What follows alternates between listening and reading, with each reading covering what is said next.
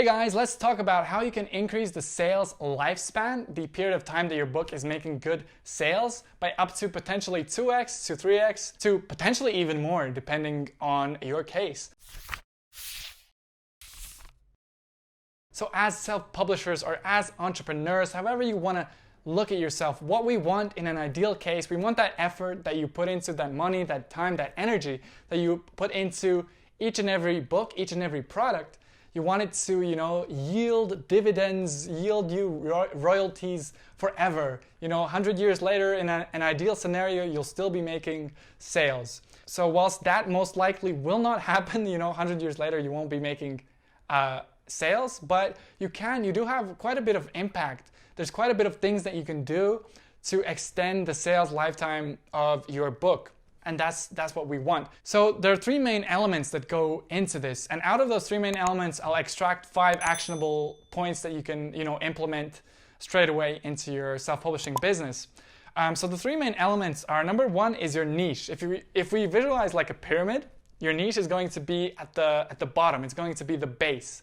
So it's actually the most important. Without the base, the pyramid doesn't stand, it topples over. Point number 2 is quality. And point number 3 is marketing. All right, and now for the 5 actionable points. Point number 1, again, is select a good niche. Now this one will have the most impact on your sales because your niche is essentially what is going to be determining the demand of your book, whether people desire it, whether people want it, whether they want the information or the entertainment that's there for them or not, or they don't want it.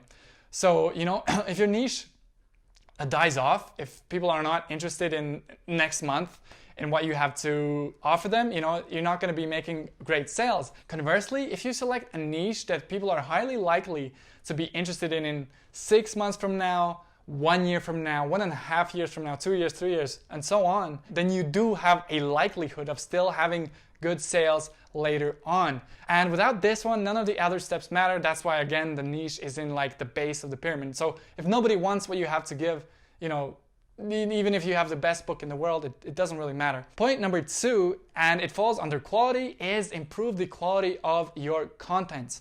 Why this matters is because the contents is the value essentially that people are receiving from you. That's why they give you those dollars, whether that's $5, $10, $15. That's why they give you that money, and in exchange, they expect to receive something from you. And if you fail to deliver, if your content is not good enough, you're gonna have bad reviews.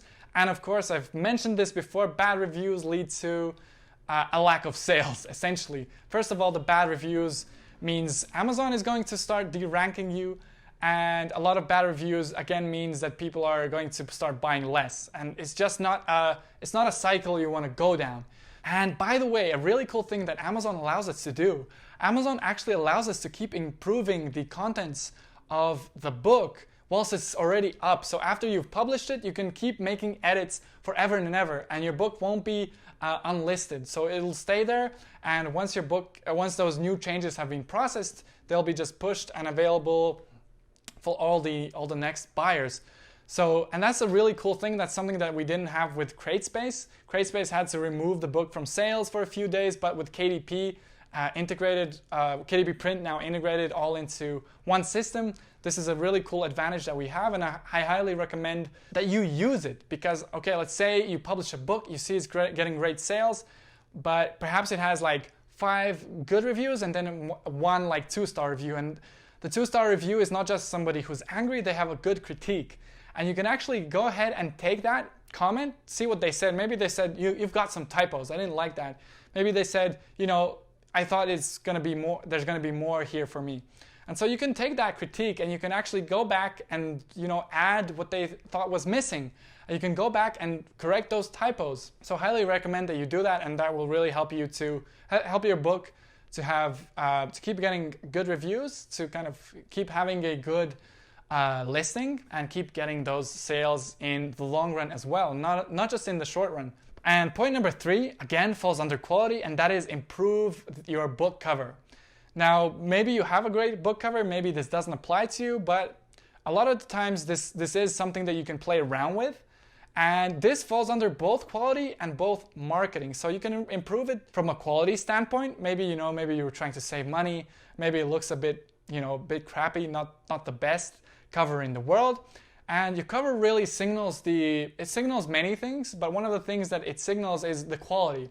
So when people see a good quality cover, they associate that with the good quality book. So that may be something you may need to work on, and your cover may actually help you to increase your conversion rate. So converting people who click, first of all, who click to go to your book's listing, and then convert people who go to your book's listing, convert them into orders, convert them into buyers and customers and readers. So your cover can really help you to do that. Point number 4, more of an abstract one perhaps, but still very important, is stay up to date with all of the marketing trends, strategies, and tactics. As time goes by, new kind of marketing tools open up, new marketing strategies become available.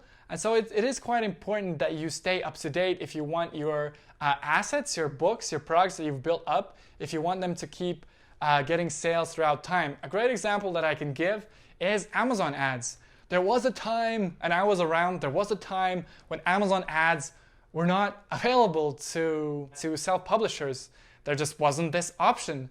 And so once they were available, the people who jumped on first were the ones who benefited a lot and benefited before everybody else. And let's say in this example, you had published your book 4 years ago, Amazon ads opened up like 2 years ago or 1.5 or whatnot, and you weren't using this really powerful tool, then you would be missing out. And the big point here is that you have done already the big work. All you would have to do is just set up some ad campaigns and leave them running, optimize them a little bit. That's almost no work compared to all the work and effort and energy that goes into creating a book. So again, stay up to date with all the marketing trends and don't miss out on any big opportunities. Keep your eyes open. That's always a good tip.